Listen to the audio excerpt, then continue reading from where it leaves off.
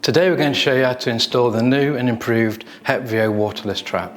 You might be renovating the kitchen, perhaps your bath isn't working efficiently, or you might just want more space in your cupboard under the sink. Here we have a kitchen sink unit. Often a deep seal P-trap is used where waste material can potentially build up, causing blockages and smells in the U-bend. It takes up space, reducing the use of the top shelf in the cupboard. The new sleeker HepvO can be installed vertically or horizontally with a 90-degree adapter. It has a silicone membrane that prevents foul air entering the room, making it the ideal product for this confined space. Installing the new HepvO is easy with these 5 steps.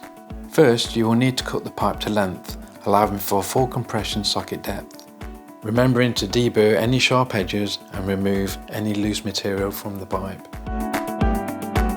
Next, you will need to unscrew the threaded cap from the outlet of the HepvO valve. Slide the cap, slip washer and rubber seal onto the pipe. Now insert the pipe end fully into the socket. Slide the rubber seal up to the face of the socket and tighten the cap. Hand tight is enough to form a proper seal, but remember to make sure it's not cross-threaded. Also, don't forget to make sure the flow arrows are pointing in the right direction and on the underside if installing horizontally. Then all that's left is to attach the HepvO inlet to the threaded waste. Hand tighten and check that the connection is secure.